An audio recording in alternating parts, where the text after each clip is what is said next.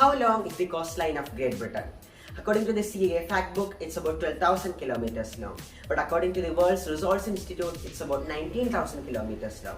How can the same coastline have two vastly different lengths? It's because of something known as coastline paradox. In order to understand what coastline paradox is, let's try to find out the length of the coast of Britain by ourselves. Here we have a map of Britain and we have placed scales. Each scale has a length of 100 km over the coastline of Britain. We have 28 scales, so the length of the coastline will be 28 times 100 is equal to 2800.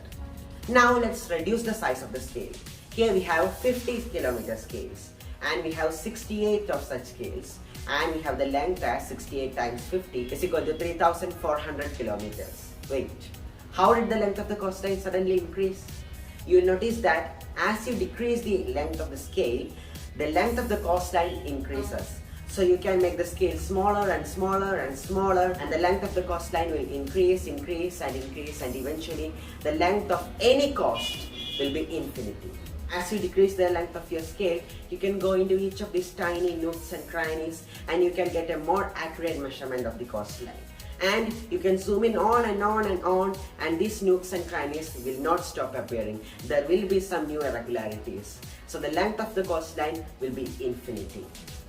So due to this paradox, we cannot accurately measure the length of coastlines, rivers, or the length of borders between two countries. In fact, that's how the coastline paradox was discovered in the first place. In 1951, Lewis Fry Richardson discovered that the Portuguese reported their measured border with Spain to be about 987 km, but the Spanish reported it as 1214 km. Why is this difference there? The Portuguese and the Spanish authorities were just using scales of two different lengths. Now, a scientist named Benoit Mandelbrot addressed this problem in his 1967 paper, and in that paper he talks about something called a Koch snowflake. In order to create a Koch snowflake, we first start with an equilateral triangle, and then we draw one equilateral triangle on each of these sides, and then we draw a new equilateral triangle on each of these sides, and we repeat this process until infinity.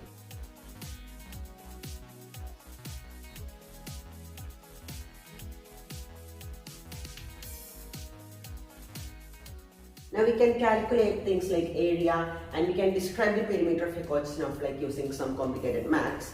But we cannot do that with a real coastline because coastlines does not follow a pattern. Here the Koch snowflakes follow a pattern, a new equilateral triangle on every side. But coastlines, they don't have that. Now Lewis Richardson observed the coastlines of various countries and came up with this equation to measure the coastline. Here, length of a coastline measured with a scale of length g will be equal to m times g raised to 1 minus d. Here m is a positive constant and d is something called as a fractal dimension.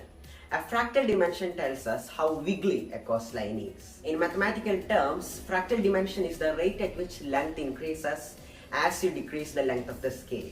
So countries with a more wiggly coast like Norway has a larger d dimension, and countries with a less wiggly coast have a shorter d value.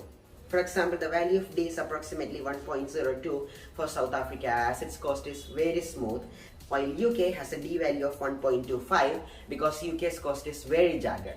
In the end, this method does not give us the correct length of a coastline of a country, but it gives us a method for which we can compare the length of different countries' coastlines.